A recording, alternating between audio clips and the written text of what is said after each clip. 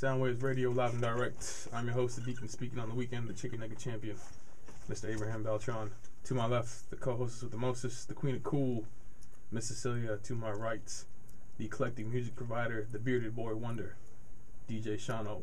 And live and direct in studio, Mr. Robert Benavides, Mr. Michael Rapaport. Glad to be here.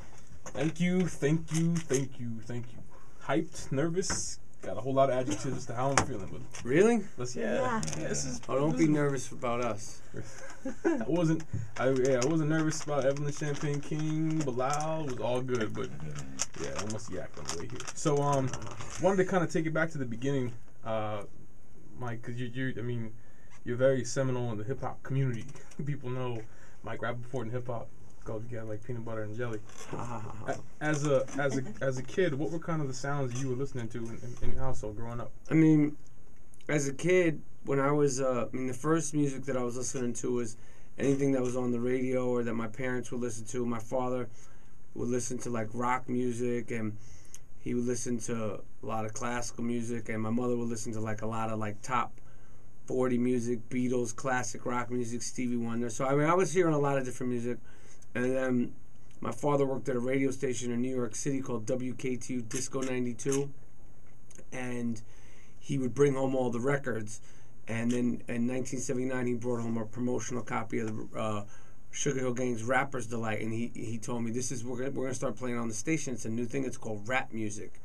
And that's how I got into hip-hop. And then, from then it was just, I really was always into hip-hop. And then when I got a little older, this was hip-hop, disco, soul, and then, like slow jams. That's all we called them, as slow jams. And that's all I listened to from when I was about 10 till about 19 when I came out to Los Angeles. What was the scene like in New York, being there kind of from the birth of hip-hop, just kind of see it in the streets and this new... I didn't see it in my way of, being introduced to hip-hop was through the radio until I was about 13. And then, when I'd go to different places to play ball, you'd see people breakdance. And you started to see people breakdancing in the streets in New York a lot. It was like, you knew it was a new thing. And then when I was like 15, I started going to clubs. And the clubs in New York was where I started to see the artists and see performances and see, people dancing and, and seeing DJs perform live and, like special moments, like in the clubs. And the clubs in New York had so much violence in the clubs. Like, it's weird to bring that up, like, as part of the club theme. But if you talked about the New York early hip-hop club scene in Manhattan, it was so much violence, which was crazy, too. So that was the gist of it. I feel like I'm rambling on. Where did kind of Tribe Called Quest fit into the spectrum of your love for hip-hop? Tribe Called Quest fit in... Well, I was already into the Jungle Brothers and, Red Alert, Mr. Magic, Chuck Chill Out, The Awesome 2, like that was part of my life at this point. Like listening to those radio stations at night and hearing those DJs, Mr. Magic and was a weekly thing that you did. So I remember, I was in my apartment, I think, the first time I heard the Jungle Brothers, my father's apartment, because my mother and my father were divorced, so it was back and forth. So my apartment, it was their apartment. But and I heard Q-Tip on the promo for the Jungle. Brag a gab, and here's the scene. Q-Tip from a Tribe Called Quest on the Jungle Brothers album. Oh yes. Jungle Brothers. It was either that or it was Black is Black, and I just was stuck out with his voice. His name was Q-Tip, which was sort of a funny name for a rapper at that time. But you had all kinds of weird stuff. But and then he said I'm from a Tribe Called Quest, and I just remember being like, what is the name of the group? Like, I think I had a conversation with my friend, like, is it Tribe Called Quest, and like that. And then I got the first album, and I just fell in love with the first tape. I had the tape. Now, how being an actor and kind of being an actor and being into hip hop, like, did you kind of see a lot of crossover in New York in those years when you first started acting?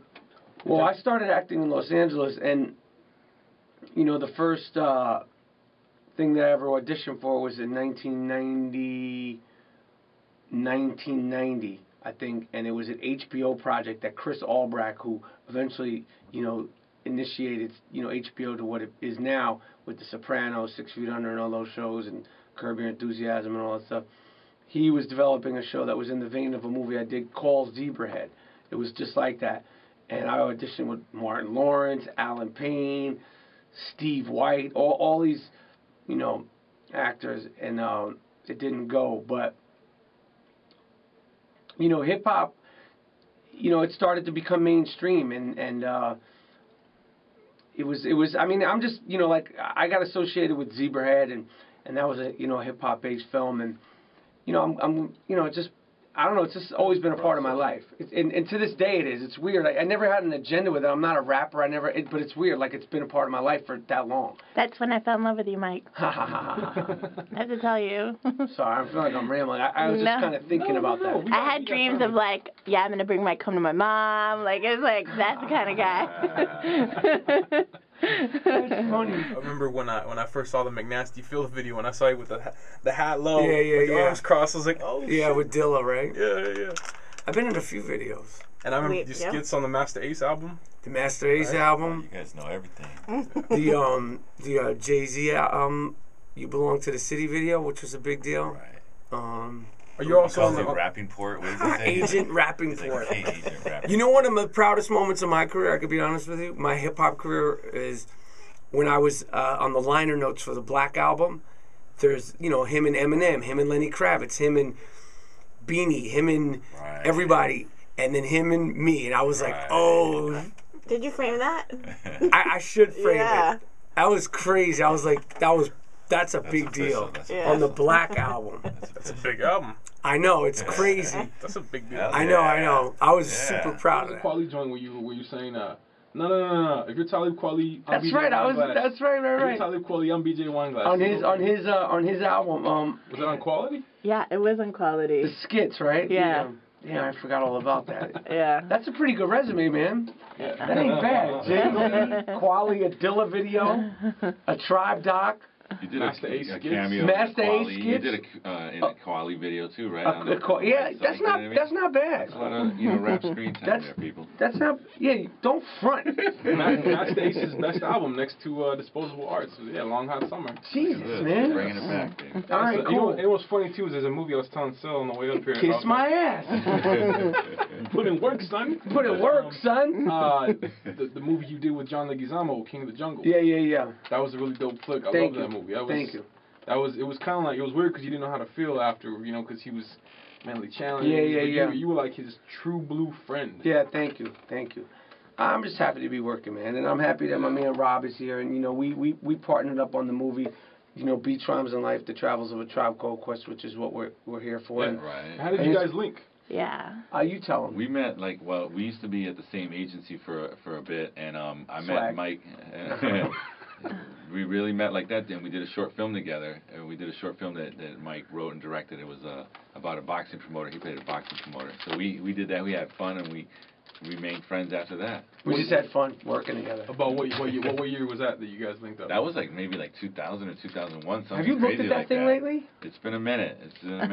Meeting Mr. Johnson. Is it good? The archives. It was funny. It's not on the internet. Funny. We should see if we want to put it on the talk to That'd people. Fresh. We gotta see if it's good. I got a lot of bad stuff on the internet. And he's a boxing fan. I'm a boxing fan. You know what I mean? And that movie was it was a comedy. We met Freddie Roach. I was introduced to Freddie Roach. Lindenbaum wrote it. Lindenbaum. Okay, you wrote it. Your boy Lindenbaum.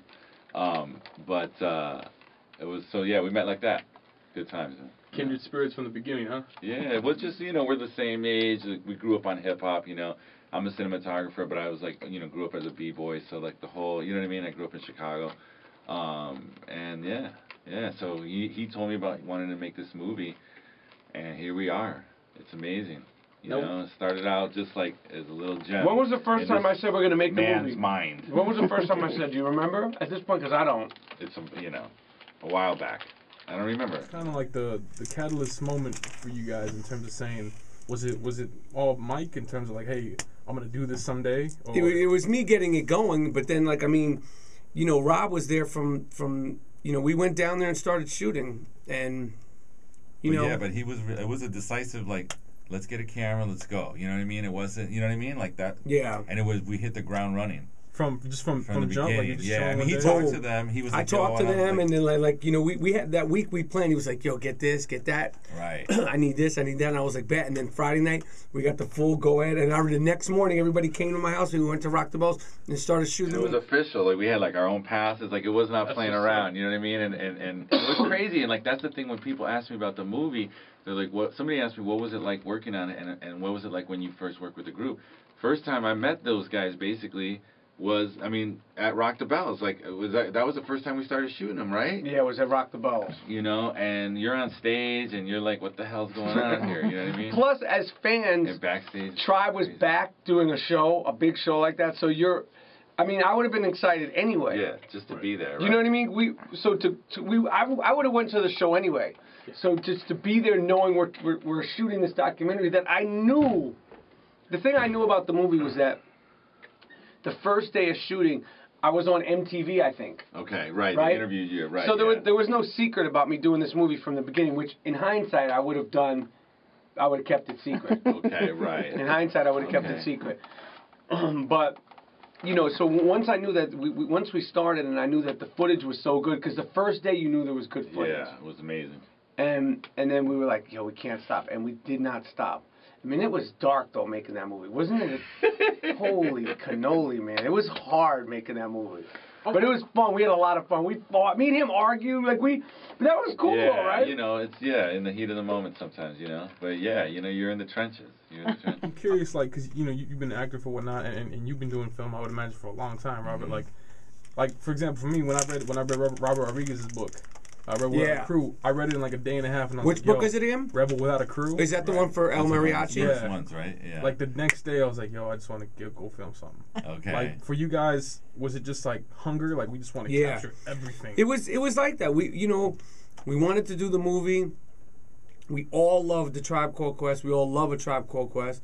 We were psyched to be doing the movie. We were psyched that we were like we jumped off the because you could talk about doing things for a while and never do it. And me and him have been talking about doing something. And I was like, right? We always, you say, I want to do this, and it's hard. It's hard to actually do. We're older, I got kids, and he's busy working, I'm busy working, and then to actually do it, and we did it. It was with the Tribe Called Quest movie, but it was literally like, yo, we're doing this. And once the group said okay, it was like, it was crazy. Now, how big was the unit that was kind of moving and making the moves? first day? It was me, Rob, Eric, Jason and Anderson, and that sound dude. It was 6 of us. That's the biggest day. That was probably the biggest crew we ever had. The first day because it was a concert day. So most of the time it was just the 2 of you guys? It would be 2 of us or 3 of us. And sometimes we would use the sound. Then eventually you just started doing like the live. You know what I mean? He was always like stealth with it. Like sometimes we didn't have the boom. He was like, we just have it because that was one of his things. One of his jokes was like, we're chasing rappers. It's like the schedule like of sometimes of some of these guys and the availability, and not even guys that are touring, right? Just like that's their stilo. It's like, you want to meet us here? Be right there. Oh, I gotta go and cop some sun is rising. Like Large Professor. You know what I mean? It just was fun. It was fun. I'm just proud of the movie. It's fun. It's fun to look. It was a fun experience. It was a really fun experience. Hard, but so much fun. It's very exciting to meet all the people. Do you know kind of doing a documentary? Because it seems like documentary style. And Robert, you could probably speak to this, or both of you guys, really, as opposed to doing like a structured, pre-written film. You kind of just let the narrative develop in front of you, or do you kind of have to have like a structure in your head? No, you can't have a structure for this kind of documentary. You can't have a structure. You could try to get certain things and shoot things a certain way, but ultimately it's just going to happen. Like, was it a movie about, did you go out there saying this is going to be a movie about the friendship? What was it initially? But you also had the whole thing, which is what, I have to like big up the article in the Atlantic that came out on the film, in which it was like, we were all like humbled. I don't know if you guys have seen that, but check it out on Atlantic.com, I think is the official site. And it said like this is one of the most important hip hop documentaries ever made, and it's in the lineage of D.A. Pennebaker's Don't Look Back on Bob Dylan and The Last Waltz about the band by Martin Scorsese. When this guy was talking about making this movie, he was like, his reference was The Last Waltz, Gimme Shelter. You know what I mean? So there is no like he said, like Mike said, there's no way to like, you can't write it, it happened, like life happened and we captured it. But the theme, I think your aesthetic also too, like the idea of like, you know what I mean, was like raw. We're not going to candy coat it.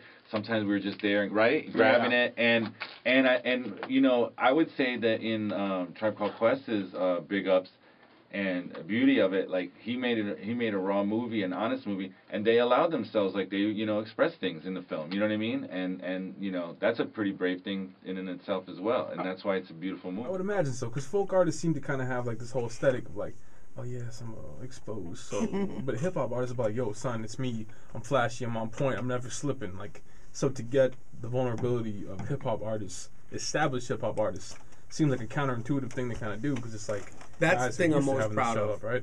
And that's the thing I think.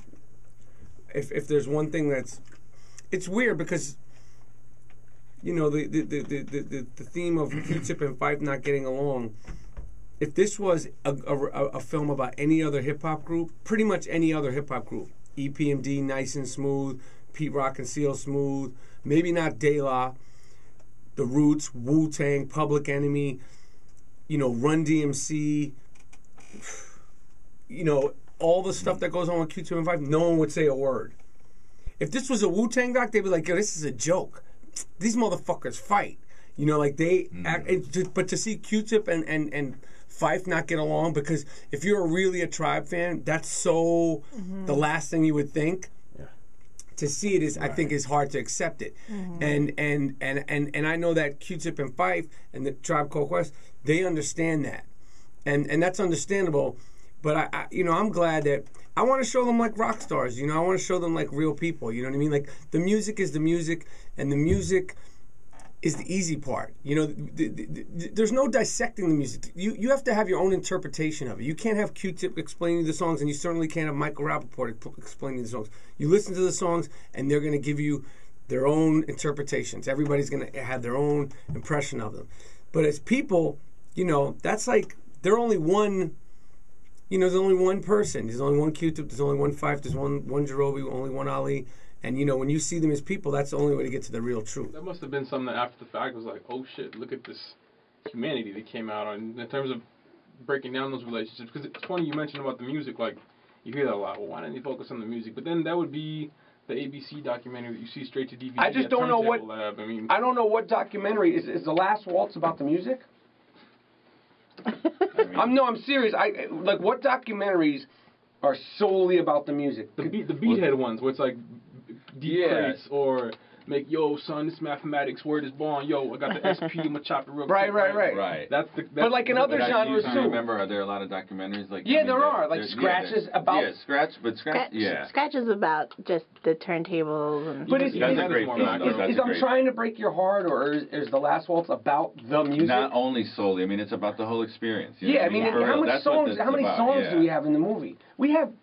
There's so many songs in the movie. it's a balance. I think it's balanced in both. You know, you're never going to please everybody. Not with something like Tribe Called Quest, because it means so much to people. That's the one thing it comes down to, I think. Tribe Called Quest so close to your heart. It means so much to people, so you're never going to please everybody. You want to please everybody, but you can't. It's just funny, some of the, like, you know, when you... I just got on Twitter, and when you read it, you're like...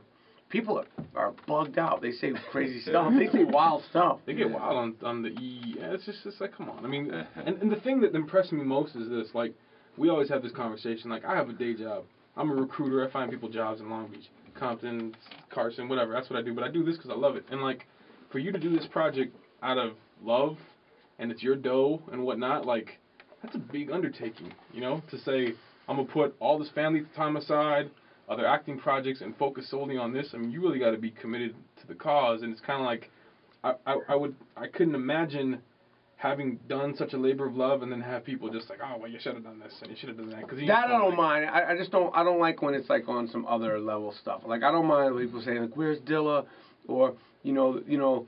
I know that certain things were missing. Of course, everybody would love to see how they made the scenario, or of course but you know, to put in the context of a film. Some things are out of our hands. Some things legally you can't clear. Look at all the songs we did clear. That's true.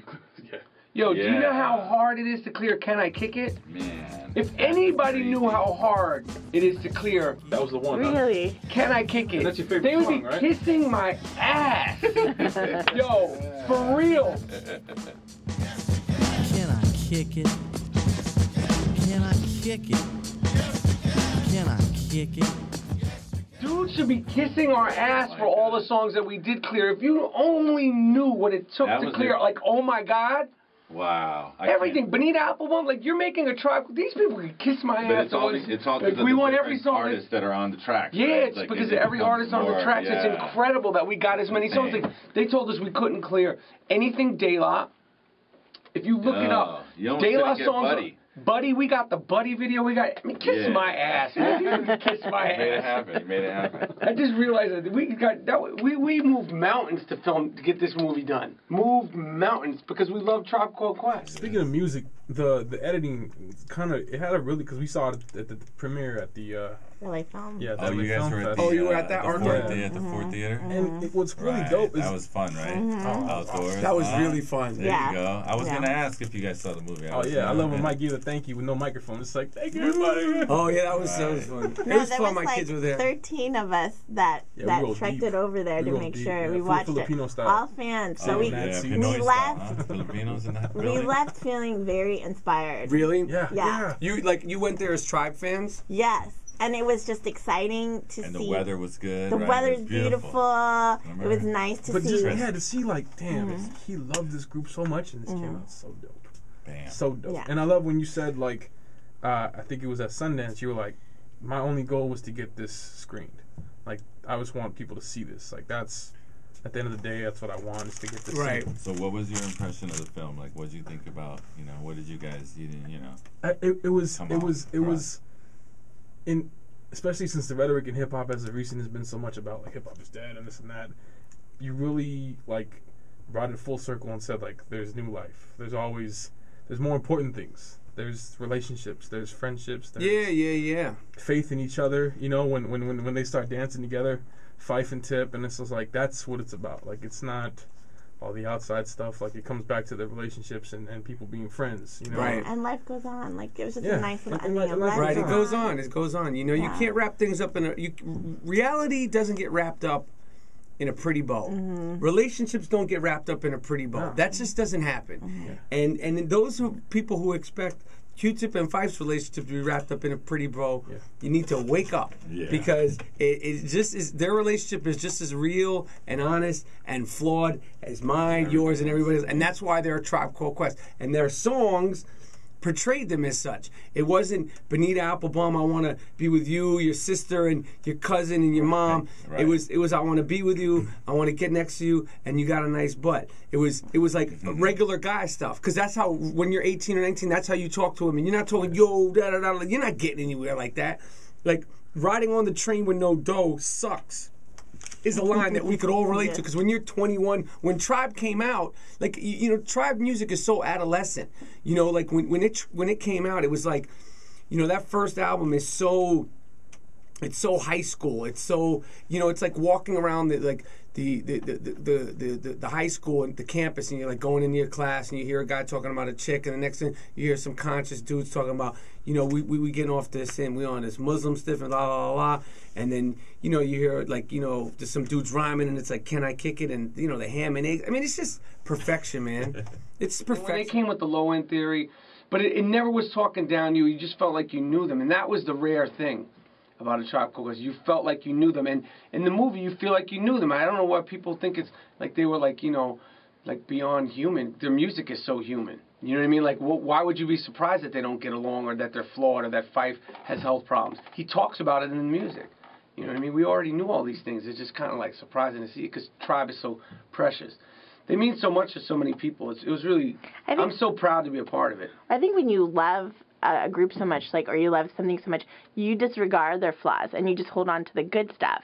So when you see it in a big light, like the movie, you forget there's guys, they have other lives. But you know what? It's hip hop though. That's what's so crazy. Right. With Tribe, it's like everybody's so old. It's so crazy. If this was Wu-Tang Clan, did you ever see like Wu-Tang Clan like making of videos? Sure. They're like, yo, son, they like get in the fight. I saw that one documentary they're working on, and Ray's arguing with a vase of carnations at the table. Yeah, like they're ready to fight each other. Like, like unless you're doing a cooking video. Unless you're doing a cooking video. Yeah. Right. Right. But with Q-Tip and Fife, it's like shocking for some reason. It's weird. EPMD, we know their story. But you never thought maybe, because you never saw that side. So, like, Flavor Flav and Chuck D and Public Enemy. I mean, these is hardcore street dudes that aren't playing around. Raphael Sadiq was in here like a couple years ago, and he was talking about. He says, the reason I don't write the same songs I did when I was 22 is because I'm a different man, and it kind of tied in with like your skit with Master Ace when he's like, yo, at a certain point, you think motherfuckers just don't want to listen anymore. So you're like, what's the point? Why waste your words? Right. And when I saw the documentary, I thought about that. Like, Fife and Q-Tip developed their own voices, and that's just what it is. They just they grew in different directions. There's nothing wrong with that, but people kind of want this. I want another D'Angelo album. I want another. It's like this obligation for you to do things on their terms. And it seems absurd because like you're a consumer. Sit back and enjoy it. You don't. Yeah, but people have memories for that. I mean, those first 3 albums, it means a lot to people. So you know what I mean. But what do you think of a new Tribe album came out? You know what would be the key factor for new Tribe album to come out? What would be the key factor? Q-Tip having run of the mill of the samples. Boom, just like if Q-Tip could have run of the playground, no licensing fees, of all the samples, then forget about it. Or it had to be a mixtape. No, they could just give them. They could give all rights to all the songs. Right. Give all rights to all the songs and just make because you're not going to make any money off the sales anyway. Well, that's true. That's a good point. There you go, mixtape. No, forget the mixtape. They put the album out like I guarantee you this new Kanye and Jay-Z song Otis, 100% royalties for Otis Redding. Watch the Throne. 100% royalties. So they just like screw it. If Q-Tip and them did it, that would be crazy. Wow. That's true. So many stories of that happening. Of artists getting like what was it? Fabulous the Breathe record. I think K-Slade broke that, and they didn't have clearance, and Just Blaze was like, what the fuck are you doing? And they got 100% of that publishing. You're All I Need, Mary J. Blige and Method Man, 100% publishing. But you make it in other ways. Who got 100% publishing? The sample, the Ashford and Simpson. Yeah, so you got it. He's saying just give it the money and say you're going to get and paid. let him have free reign of the playground because when Q-Tip when he could do whatever he wants with the samples, he's one of the best. He's one of the best, like top 5. Did you like the Renaissance album? Yeah, I like the Renaissance album. That was a great reintroduction. Like, oh shit. Yeah, he's dope. He's a talented guy, man. Q-Tip is. Yeah, he's talented. The Renaissance album is a really good.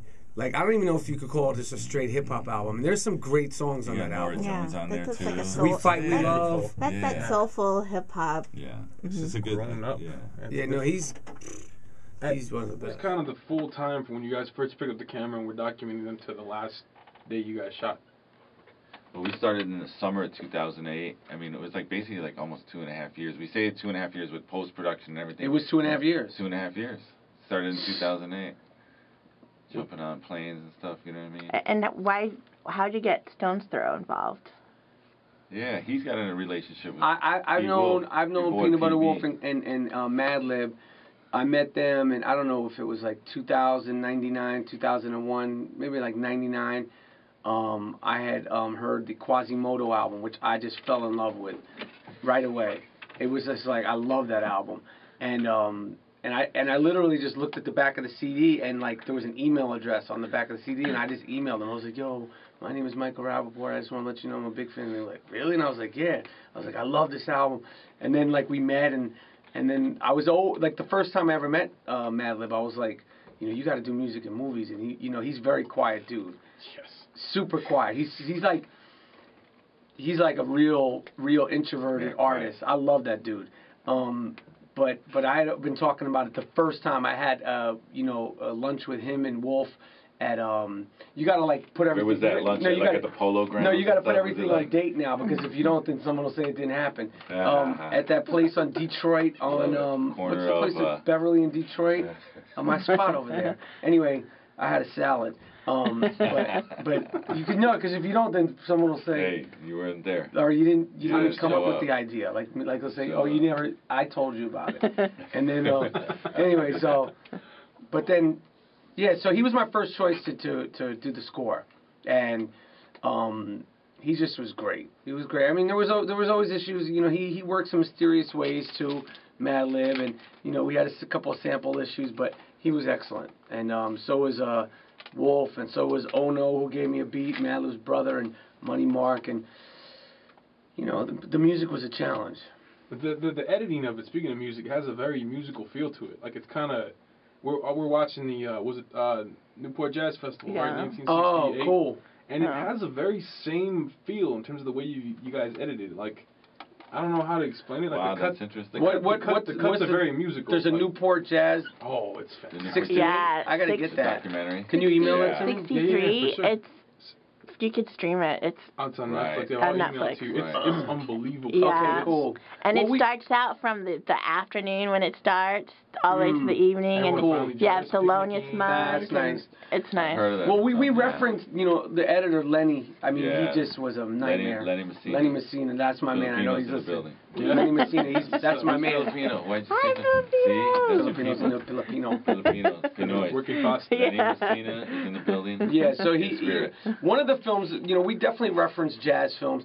We definitely didn't do anything based on the Newport Jazz thing, but I've always, loved, Straight No Chaser, and there's a few Charles Mingus docs I like, and I love jazz, musicians. I think they're fascinating, and I really think that if you look at like Q-Tip, you look at these guys, thank God we got this. Shelter. No, yeah, but if you look at these guys, and if we were looking at this, 60 years from now, we're going to be looking at them differently. Like Q-Tip, you'll be like, of course he's crazy.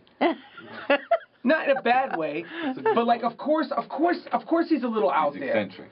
Because he's great, But Right. like when you see Charles Mingus, who's passed, you could accept him Yeah. for being crazy. Like you can understand why Monk did what he did. You Right, understand? but if they were yeah. alive and in front of you the way Q-Tip Yeah. and Fife were, it's hard to accept it. But like, there's going to be kids that are going to look at it, like they're going to look at these Jay-Z film and like, these Kanye films, and you look at like, all these rappers and like they're kind of out there and Flavor Flav and, like guys like James Brown and like if you're like Marlon Brando, if you're ultra creative, you're going to be yeah. a little nuts sometimes. Out there a little bit. Van Gogh. I Keep mean, it out there. Marlon Brando was. I mean, I know actors, great actors, some of the best ones. They're if you had a conversation with them when they weren't on, they're certifiable. Like one of your favorites, Christopher Walken. But he's so much more normal in their life. But there's people, legitimate, Is he out the great box? actors, Is he that if walking you out the knew box? when you had a conversation with them, if they weren't in their thing and you were just at a bar with them, they're whacked out of a their wrap. tree. You wouldn't talk to them for 5 minutes. Good times. That's crazy. It's a reality. I love it, baby. Not to say Hollywood, baby. Q-Tip's like that, because Q-Tip's a good dude, but he's a perfectionist. He cares about his stuff. Fife is isn't the easiest person to deal with it all the time. But look at the quality of the work. Yeah. Was it kind of did you kind of have like a barometer or kind of like a threshold where you were like, okay, we're getting a little bit too open? Because it seems No, like, I never had that. I mean, in the editing room, you have that. That's true. But when you're shooting, you just like take it. You just stay out of the way because you're not interrupting. Because if why would you think it's too much? If you're shooting it, you're shooting it. It's just happening. Right. In the editing room, you do. It's like you're like this. Turn it up here. Bring it down. The light. You can't just go and you can't just go You gotta try to do a little bit of each. Right.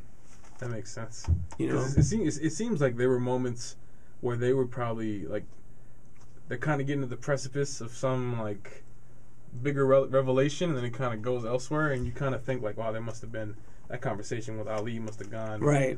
a lot further. Yeah, of course it went further, and I don't know if that's necessarily a better movie. You know what I mean? Like Right. it's Yeah. Yeah. The main thing is that you got you thinking. You know what I mean? And that's just like about life. You know what I mean? Because that's what it is. I know, It's that was- about- I wasn't there to answer it, and I think we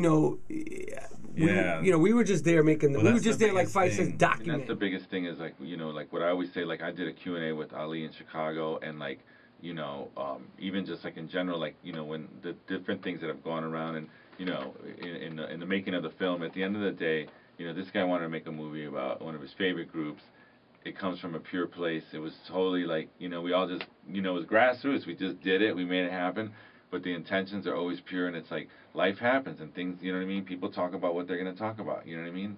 The it was cameras like nobody were put there a were gun no to anybody's hidden head. You know what I cameras. mean? The camera's big and but that. but that being said, I say that in no it's just honest. You know what I mean? There's no accusatory tone. Yeah, no, it's it's just more just a dialogue about like in the defense of how the film went down. You know what I mean? And I think it's people realize that though. Were there certain conversations you had with people that were like painful to cut out? Because I noticed, like in the credits, like you spoke to Dante Ross. That must have been like a conversation you had. Who's not even in the credits? You know, I mean, you know who we didn't. These are the people that got cut out of the film.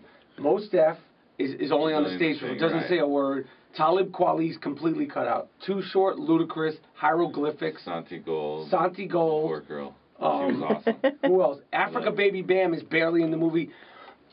Mike G from the Jungle Brothers is barely in the movie. Drez is barely in the movie. The Beat Nuts say nothing. You know, Daylock.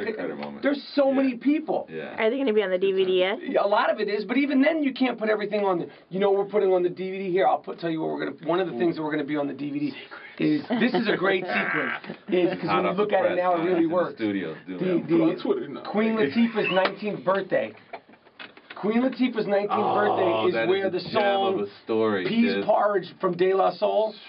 Cut to Peas Porridge. Peas Porridge. And they were talking about the fight. If you listen, my name is the Violators. It's the way the christening of the Violators, which is Chris Lighty's, you know, was later on his management. It wasn't a christening. But it was a crew. No, yeah, it was a crew. It was a crew called the Here's Violators. a story from Queen Latifah's 19th birthday that you're going to hear about. Save it for the DVD, kid. Save it for the DVD. Okay, I'll save it for the DVD. You can't dangle that. You could just give a little tidbit or like. Queen Latifah's 19th birthday. If you the story of Queen Latifah's birthday's 19th Queen Latifah's 19th birthday is in the song "Peas Porridge" by De La Soul. And on that note, I'll leave it at that. How did you guys kind of get the artists to speak about them, like all the Ludacris? Just ask. Stuff? Was it on? Just ask. All you gotta do is just. I mean, getting people to talk about Tribe Called Quest was the easiest part of this whole thing. You just ask. Yeah. You know, I mean, obviously, I'm not just cold calling them. You know, they know who I am. I know who I am, or I know somebody who knows them. Right. So I have that working for me. But it's not like I was saying, do you want to talk about, you know, the invention of the wheel? You know what I mean? It's like Tribe Called Quest. Hell yeah. When? Where? Come on over. Ludacris, come on over. It's Christmas Eve. Come on over. That was it. No problem. That was it. And now that everything has kind of been wrapped up and you guys are, you know, showing this to the world, what would you kind of say is your one sentiment in terms of reflecting upon the movie that you would I love hip hop. Hip hop has been part of my life for 30 years. Literally. You know, we love filmmaking. We're friends. You know, everybody who worked on this movie, no one has made a nickel. A couple of people have made a nickel, but you know, no one has made. This is not a financial gain thing. We busted our ass to make this movie. We made it out of love. The response has been overwhelming. The reviews have been overwhelming. We made it because we're fans of A Tribe Called Quest. We're filmmakers, and we love we love hip hop. Period. That's why we did it. Everybody came in with the same sentiment. What's the biggest thing that you got out of it? Like, what's your last reason? You know what I mean? Like the experience, even like a self-revelation. Yeah, for me, the biggest thing I got out of it was that I have the confidence. It was a giving birth to me. Like Zebrahead was my first movie as an actor. Like this experience, going through all the ups and downs and the adversity, has changed. Like it sounds corny, but professionally, not like my personal life. Nothing will trump my kids, but professionally has changed the course of my career. I think that's a big deal. Right. You know, like going through the whole process and getting it done at this level, like really made me go like, yo, you're gonna make movies, and that ain't easy to do. So personally, that's my little self-indulgent shit. No, I'm not dropping a gem. You gonna be rocking music here when we're doing this? Yes. What about you? We're gonna put your greatest hits on here. Okay, all right. Yo, my resume is not bad. You know what's funny? I watched. You know what? Can I just say one other thing that's on there? The video is whack, and I'm not gonna say it's not whack, but the verse. If you listen to the verse. And you listen to what I was saying. And which one? My 16 bars on High and the Mighty song. Did you not even want to bring that up? Or you like, maybe Rapaport doesn't want to bring that up? Should I be embarrassed about that? No, go ahead. I don't even remember the details. No. This is wonderful. Speak on it. No, I'm just saying, if you listen to my 16 bars, How to Rob an Actor, I think I think we should get a re-listen to it. Do you know it? No, I don't know it. Well, I don't know it. Edit that right there. All I know is that the first thing I said was something about grabbing Halle Berry's ass, something or other, and I was like, oh, okay. The video was whack though, but the director of the video, no disrespect, but he was whack. He was whack. He was whacked out on heroin. He played himself. I don't know. He played himself. Anyway. Drop a gem, Rob. Things that we experienced along the way. For me, it's just cool to be, because I grew up, I'm a b-boy. I grew up as an old writer, like in Chicago, like, an old head. And to be part of something like, you know, that you grew up on, like Tribe Called Quest, it was like, historically, that's a, you know, it's a big deal, and I feel like really proud of it that it's gone this far and it's getting the exposure and the accolades, you know, and just culturally as a timepiece. Like, it's a big deal. Like, people are like, yo, like, I'm tripping out, like, you know, not to, like, you know, be, like, presumptuous, because I'm just being, like, people have told me that, but I kind of, like, am loving to hear that. Like, people are like, yo, I was telling him, like, they're like, this is, like, in the annals of, like, Style Wars, like, Wild Style. Like, this is... Yes. No, it is. I can't, I mean, I'm embarrassed to say that. Like, I mean, not embarrassed, but it's... I know what you mean. It's like, that's humbling, man. You should be embarrassed. But if you want to talk about it... Because all these documentaries, you know, I'm a big nerd. I need information, and music is my thing. And, like, you see these hip-hop documentaries, just music documentaries a lot of times, and it's like, yo, this is Pine Tree, the gifted one, word is bomb, son. You know, my mom's crib, word is bomb, about to spit a hot 16. Yo, you really got some underground joints. Yeah, Pine Tree, but it's always there's like almost like an absurdity to it, you know? Right. I think you guys elevated it to, like, hip-hop is serious, and this is not necessarily to make it, you know, Great Poupon and lifted pinky fingers, but it's but it's rock and roll, man. It's the art, same. Man. It's the same level. It's art, and it's elite art, man. Like, it's elite art. Game. Like, Tribe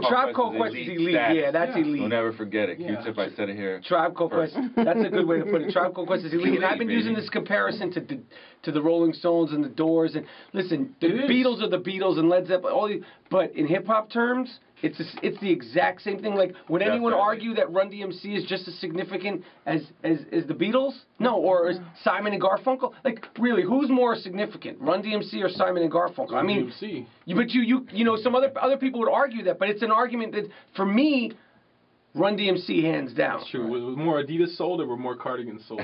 Yeah, no, I'm saying, so, like, you know, it's crazy, you know, so... In terms of the reverberations that each has upon, you know, the same culture. Thing. You know, the Beastie Boys, LL Cool J, these are part of popular culture vernacular of today. Yeah. It's crazy. Yeah. Well, and I think the thing, too, is like, Bonita Applebum, that term will live forever. Let me tell you, it's funny, because, you know, if it won't make it on the DVD, it'll be right here, live and direct, Soundwaves. My little Bonita Applebum story. When we were making the movie, you know, I live not far from Highland Park. I was on Highland Park, like, at a taco truck or something, sitting down, and there was, like, a 16-year-old girl. I mean, she wasn't even born when Bonita Applebum. And on her backpack or whatever, you know, written in marker, to Bonita Applebum with, like, a little heart, you know? And it's like Barbara Ann by the Beach Boys. Yeah. Play Barbara Ann by the Beach Boys, and then play Bonita Applebum. So it's like a classic. It's like a passed down. It's a homage to a woman. It's like, I mean, like Maggie May by Rod Stewart. LL Cool J's Roundaway Girl. Angie by the Stones. Right. What other songs about women are? Like, let's go through all of them. Cecilia by Simon and Garfunkel. Yep. Who else? What else? Sarah Smile by Sarah Smile. Joe, isn't it? Rosanna. Cuts me singing. So it's the same thing. Bonita Applebum is the same exact thing.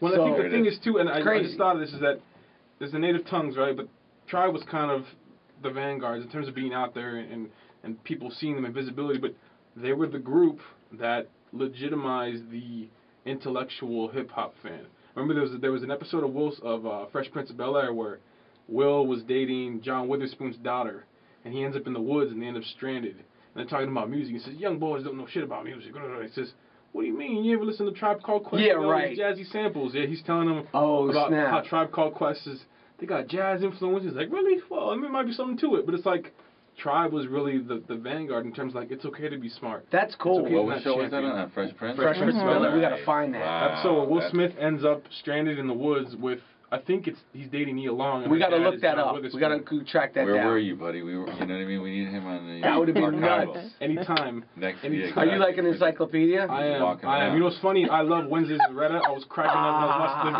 videos. Oh my gosh, he's been playing those to me. That's funny. Yeah, even before we were gonna get this. I can't thank you guys enough. Oh, this is a pleasure. I really appreciate it. If you ever need an encyclopedia or a fact finder or whatever, I'm here. I took the candy here. Oh, take the candy. Candy was for you. On behalf of an intellectual kid who got chumped a lot for being smart and liking a lot of things that I shouldn't have, growing up in an urban environment, thank you for legitimizing the group that really, like, spoke for the brainiac, you know, because that That's what it was about. It was like, you don't have to be Wu-Tang. You don't have to be Mobb Deep. Like, you can be smart and like Flowers and like that's a big deal, you know? Like, it's okay to be you. Right. You can be you. Right. 'Cause those guys were themselves. Right. And they were funky, but then it was like everyone wanted to be that. And it was it really turned things. And you guys did this film with the magnitude of respect that you don't see, and I don't think we'll see for a while, you know? So thank you for just doing it so right. Cool, right man. on, man. Thank you. So right. Thanks for the love, man. We appreciate it. That means a lot. Thank you. Ladies and gentlemen, Michael Rapaport, Robert Benavides, Soundwaves Radio. See you soon. Peace.